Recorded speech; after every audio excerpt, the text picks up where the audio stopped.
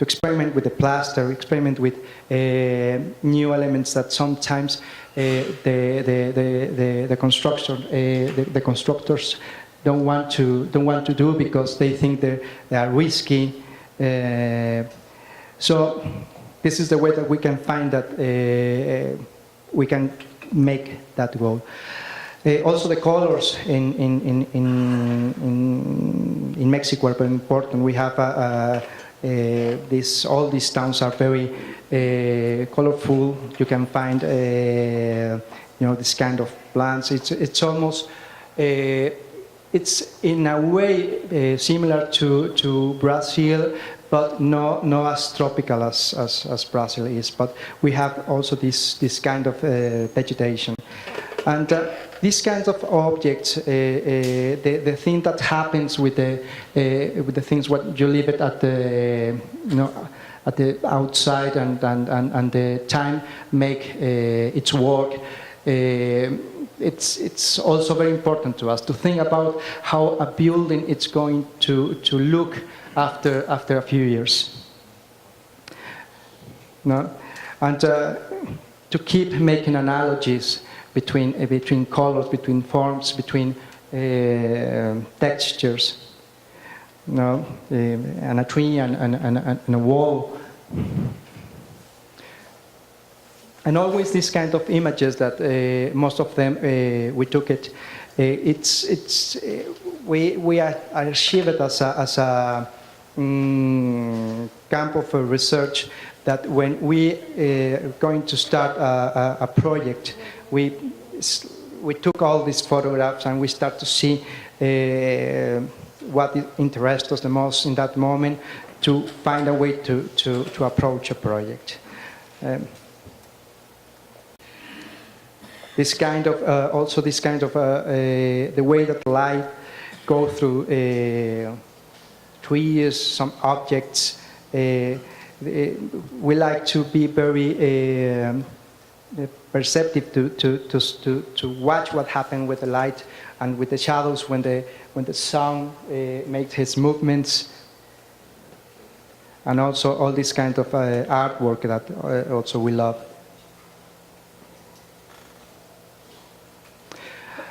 And about Guadalajara. Guadalajara is in the west part of Mexico. Mexico City is here. This is Guadalajara. This is the state of Jalisco. This is the lake of Chapala. It's the biggest lake in Mexico.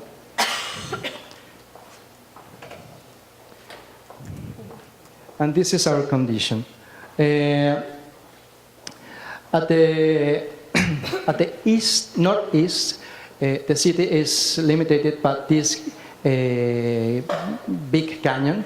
It's the Huentitan Canyon, and the city is in a way divided in the social condition by the west and the east.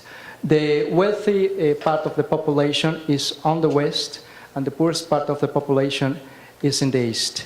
And at the west, we are delimited by this forest, is the Primavera forest.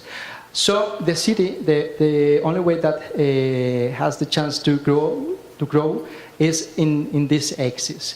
And in the last year, it has been growing a lot. It's a very small city. We don't have so much parts of high density in the zone. The regulations has been changing, so in some parts of the center of the city we have to start to have more density, and because of the law is changing nowadays.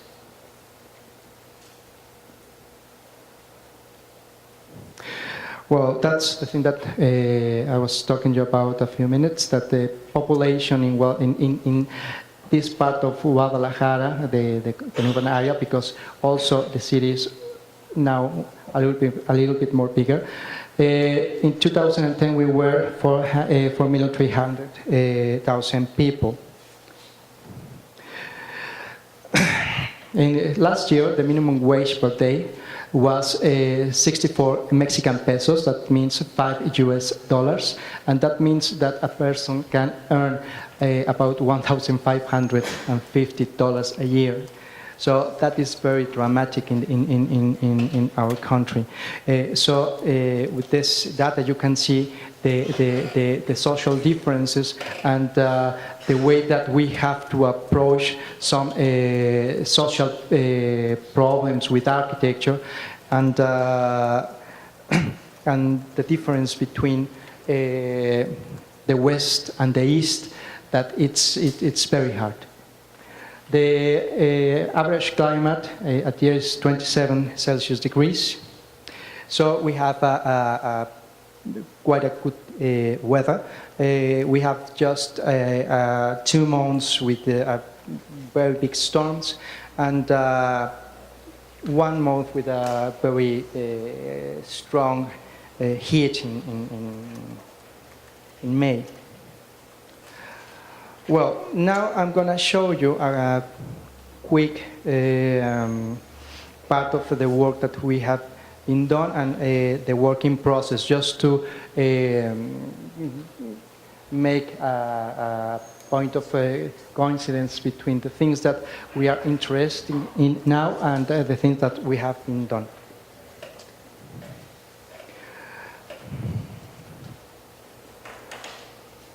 The first project is it's a house in a private development in Guadalajara, and this house, it was very interesting for us because we have a very small budget to do a big program for a family, and the thing that we liked in this house is we started to experiment with the plaster. So the plaster has different kinds of earth, has steel dust, and with the time it's going to be, it's going to have this kind of brightness, and it's going to be just these oxide lines and everything. The second project, it's a housing process. And the thing that we like in this project is that the development where the house is going to be has a very strong regulations about the roof. You cannot have a flat roof. You have to have a diagonal roof with tiles. So we try to change this condition to make something that in a way we saw in the pictures before in the landscape of Mexico and the little towns. So we make this roof plain, let's say, with some patios and everything between the volumes. And also another thing that nowadays we are researching is the connections between the spaces. We call it the interspace, and because we think that it can happen a lot of things in that spaces. It's sometimes it's like a magical place to be when you have a very big wall and you have to walk through it, etc.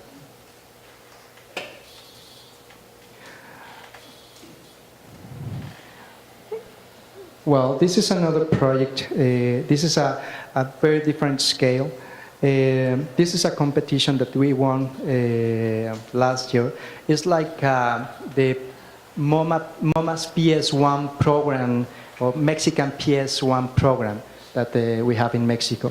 It's in a museum that designed Matías Geritz. Matías Geritz was a very good friend of Luis Barragán. They collaborate together. At the end, they didn't work. They were very good friends because they had a problems. But this is one of the most important buildings that Matías Geritz designed. And one of the mains that he wanted to approach is to avoid the ángulo recto, the 90 Right angle, right.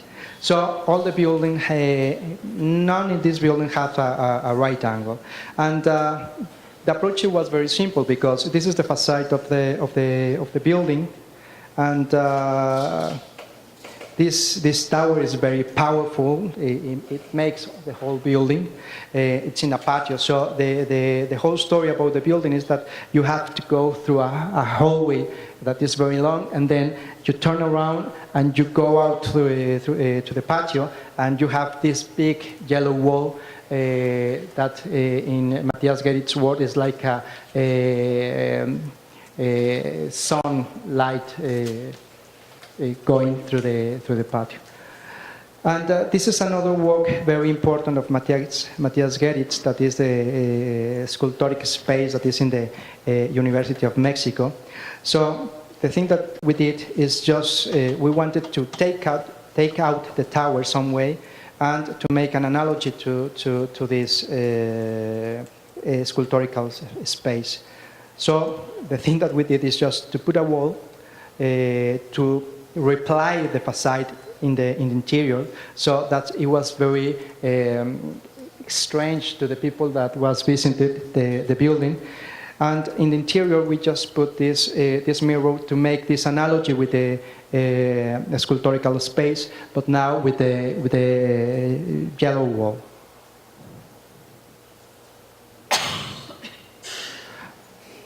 This is a building that we are working now. The construction is going to start. It's a high-density building. This is the density. This is the land. So we just play with the placement, and it's a very different scale than the project before. And this is a house that also we are going to start. It's in the coast, in the place called Manzanillo. And we, in this case, play differently. We wanted the house be like the rocks that we found in the site, to make a better match with the landscape. The site is very difficult to work in because it has a very strong diagonal to the sea.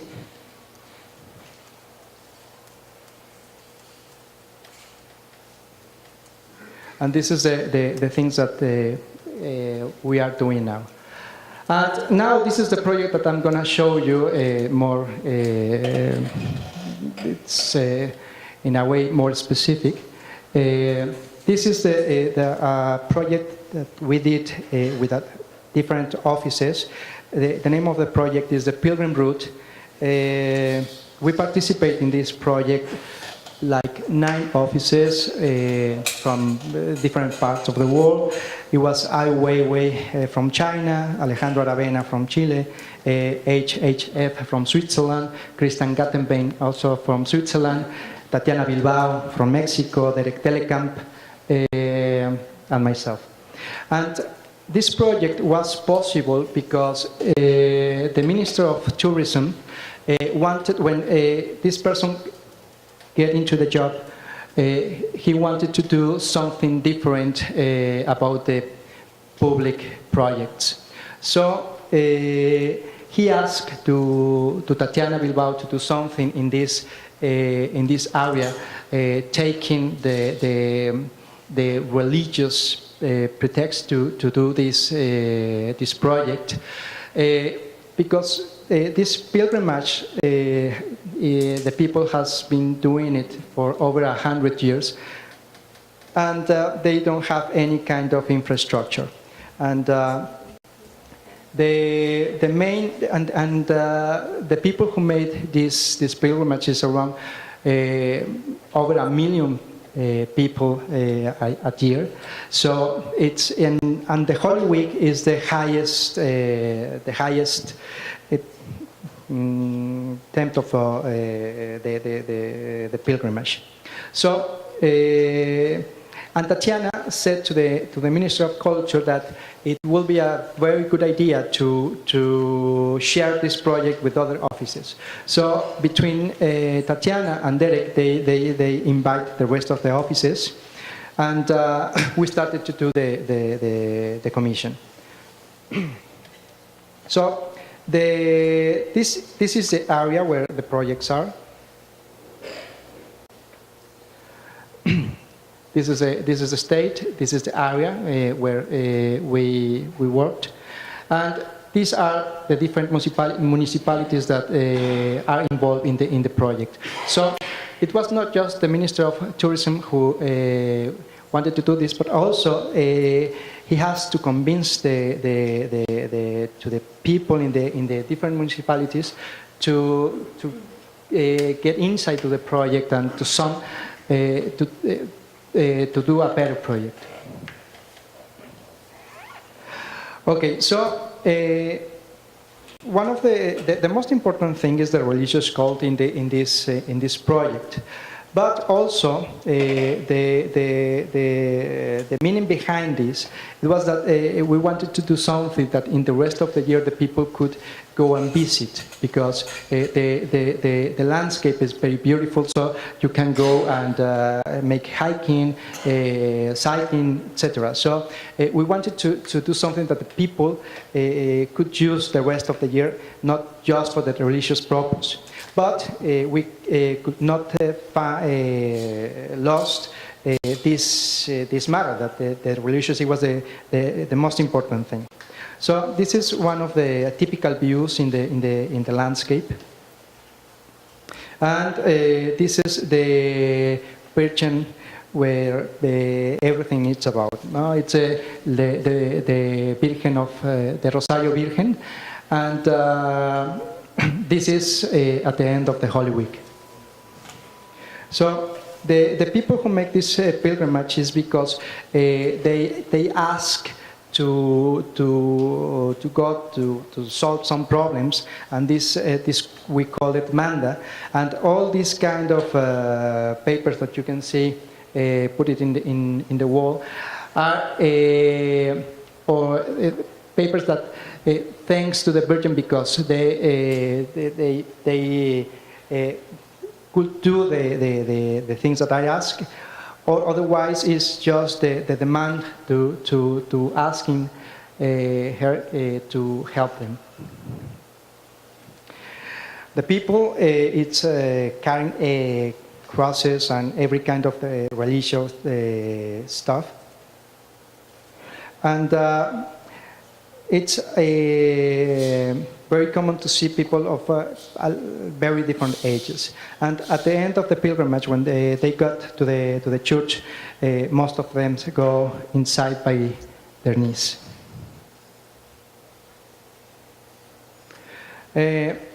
Also, the people who lives around the area, it's very happy. It's a very happy people, but most of the income it's because of this pilgrimage. So when this happened, everybody is very happy and making some kind of business about it.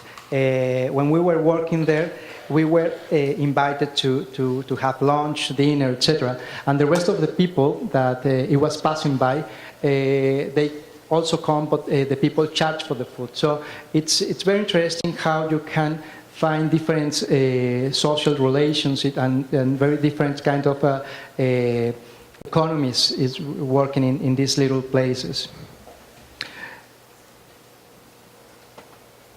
This is a very common view. No, this stake is like the symbol of the pilgrimage.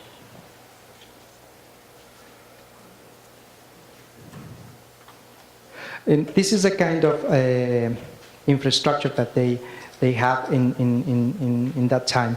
It's a very rural restaurant or kitchen, so in the middle of nowhere, just with a tent and the trees, and so it's a places where that you can find and have something to eat.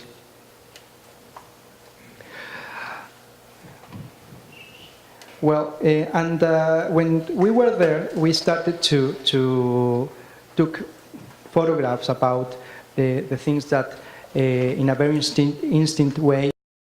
Also, you can find some kind of construction in the middle of nowhere, like this chimney, that makes sense to the surroundings. You know? Also, this kind of big trees, insulated, just one, and then another far away as big as this one. And they use resources like these tires to make a fence. While in other places they use the rock, and so all these little details started to catch our attention. And about the pilgrimage, it's a very, very, very hard walk. It's about 117 kilometers. The people do this pilgrimage in about 4 days, 4 days and 3 nights.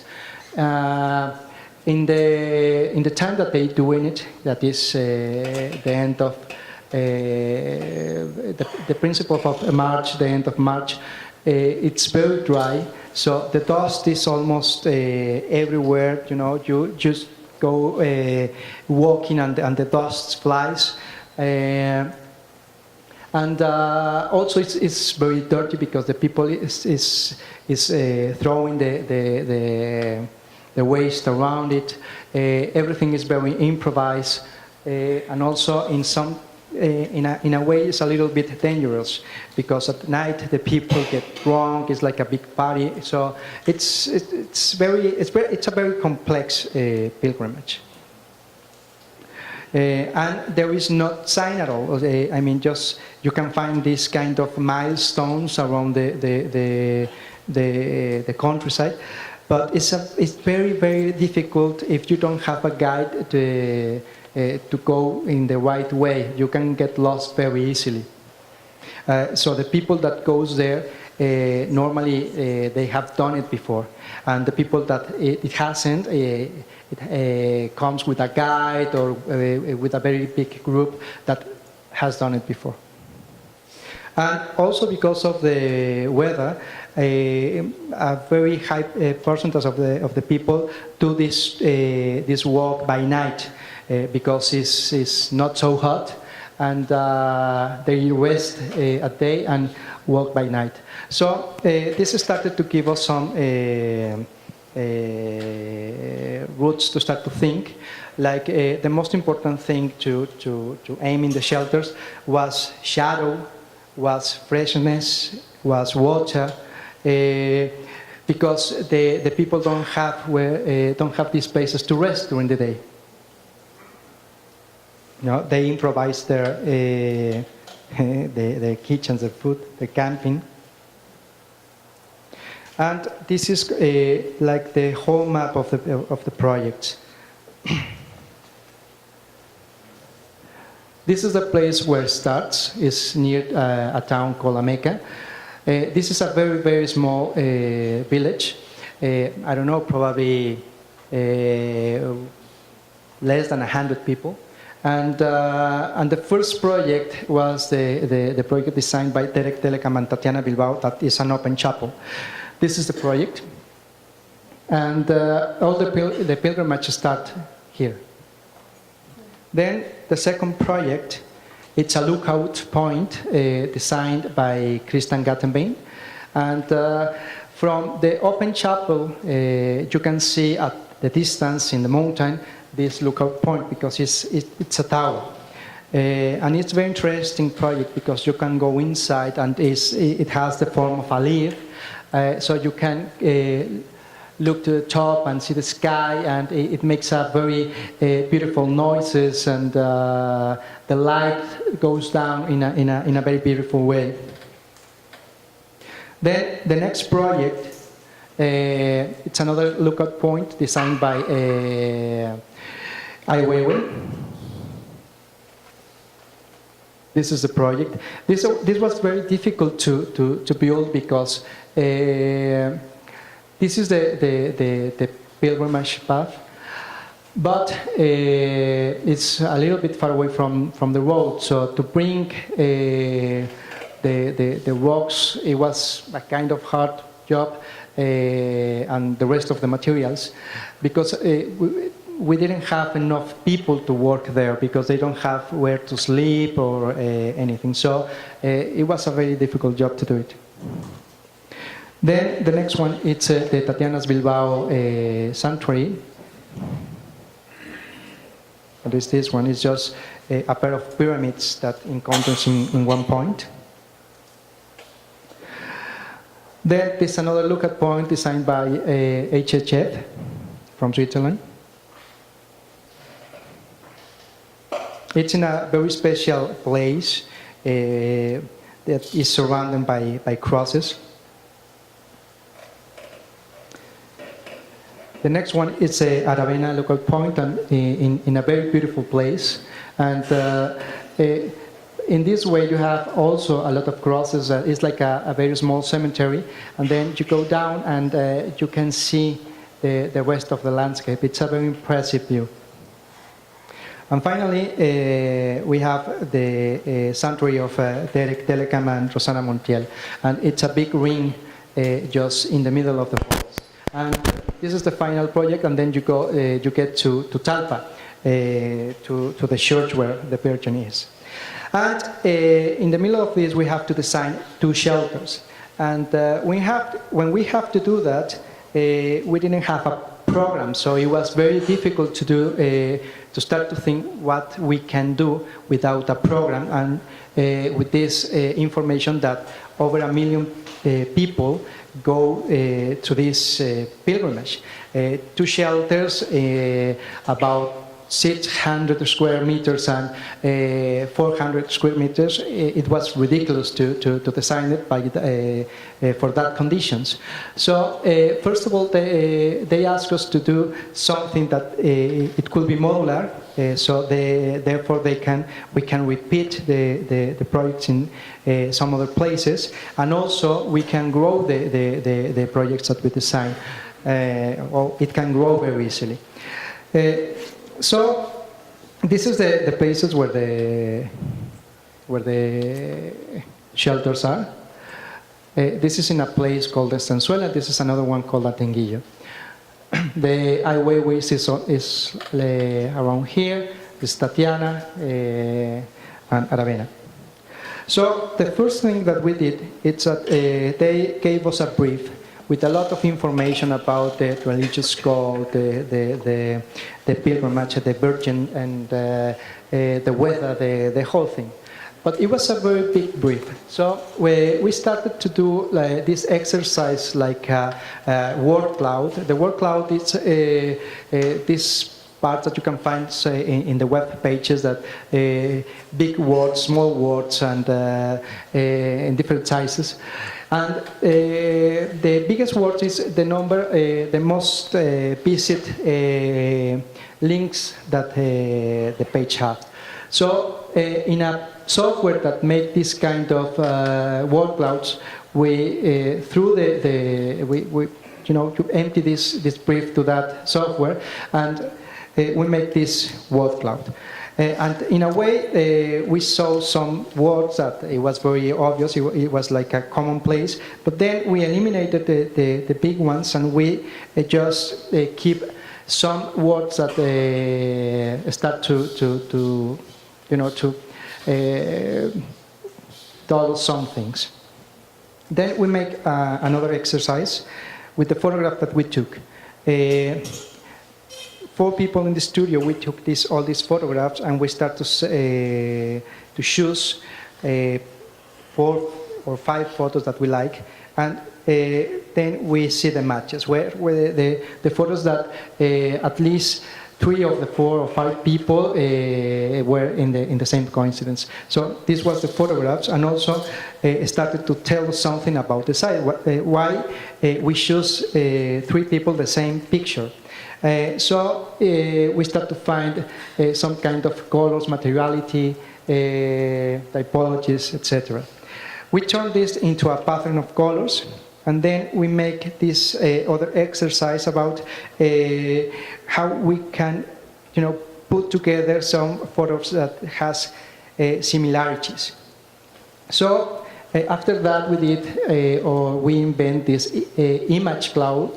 If we did the word cloud, now we did the image cloud. So the average about what was the photos that we find that it was similar are these: the views, the roads, the objects. Then we have the word cloud, this image research, and the image cloud.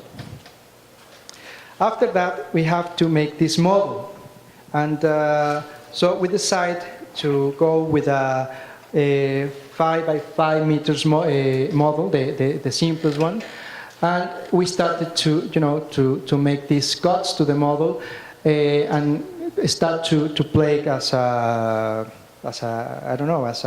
Lego, perhaps. So we started to find different shapes with the model. We cut this model, make this triangle, etc. And we started to find that we could build this kind of form in a footprint.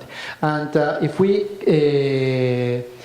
started to put it together, the forms, it could be very, very different. Also, we started to see that this model allows us to land in a different kind of sites with different typographies. So it was the same if the site was just flat or with a very strong topography, because with the model we can see the building. And also you can have a lot of forms that allow you to grow the building in a way that you want. You can find a very complex form, or you can find a very regular form. This is the way that we found that we can grow the building, just adding this model. And after that, we have to choose a material, and we just a brick and another kind of brick that where we do the lattice. And this block has this color because we started to do these things with the earth of the site. So it was very interesting how you can find this new approaches with the people, because the people start to work in the project. The people involved in the project, they wanted to build in themselves in the communities. So it was very, very interesting. So we started with this. After this, we have to change a little bit the model because of the size of these two pieces, and then we have the approach about the site, the approach about the model, the approach about the material. Then we have to do the projects. So the proposal, these are the sites where we were working. This is the place of the Estanzuela. Now it's this is the main road. This shelter is just by the main road that goes from Guadalajara to the west coast. And it's a beautiful place. And this is another one with a different conditions, because it was inside of a sport development, a very rural sport development, without any equipment. And these are the floor plans or the matches of the projects in different sizes. This one follows a curve, and this was the side. It was almost flat, so it was not necessary to do something else. So we started to do these voids with the model, not to we take them out to make some patios, to make this, to break the building a bit, to get the light on. In the one who follows the curve. And in the other one is the same exercise, just taking out this geometry to make this kind of patios, and also to divide the shelter, because also they ask us to do these kind of things in a way that they can use the shelter in different ways at the same time. Probably people sleeping here, another one's eating here, and they don't disturb each other.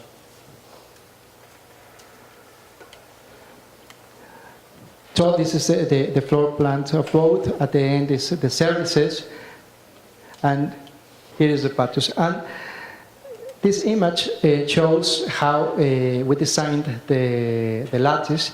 That is very important because of what I told you before, because we needed to design something very fresh, so the wind goes through this lattice along the whole building, and also the light goes in, and it's a kind of analogy of these shadows that we saw in the very primitive construction with the oak leaves.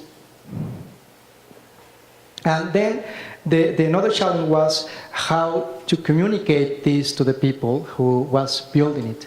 So these are some of the construction drawings, just for the details.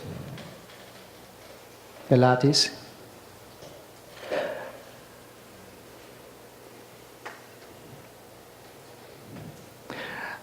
And then these are the images of the process of construction. This is the site of the estanzuela with a steel structure, and then how we started to build it with these bricks made it by with the earth of the site.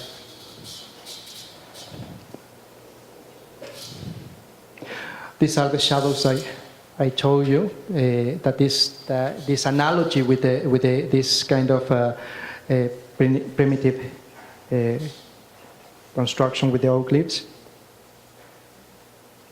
And this is the final result of the shelter of the estanzuela.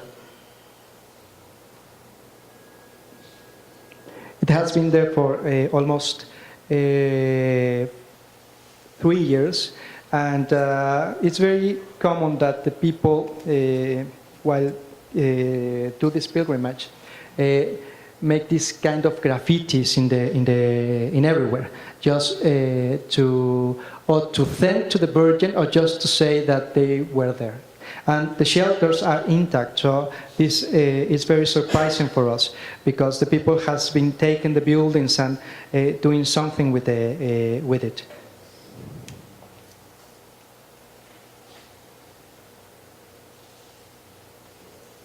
This is the view at the distance of the shelter. This is the road, and I think that the color matches very well with the landscape, and also is with this analogy when we make this color pattern. And this is another shelter, the Atenguillo shelter. And if you see, it's exactly the same strategy, the same model, etc. The same lattice, the same brick. No? This is a cover that we did also with oak leaves, but this is steel.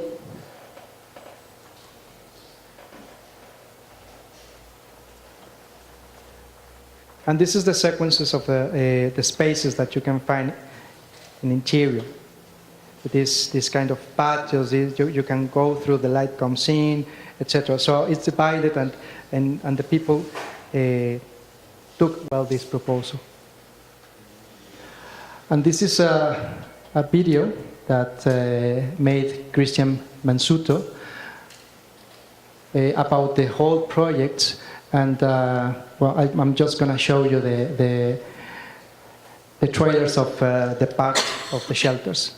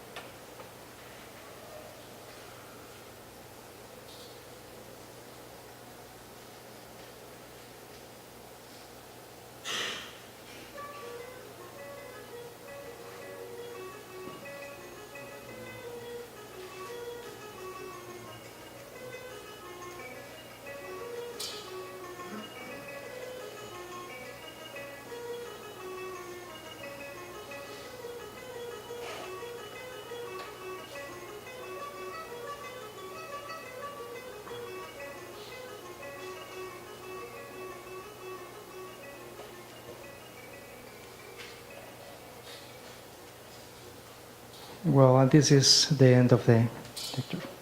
Thank you very much.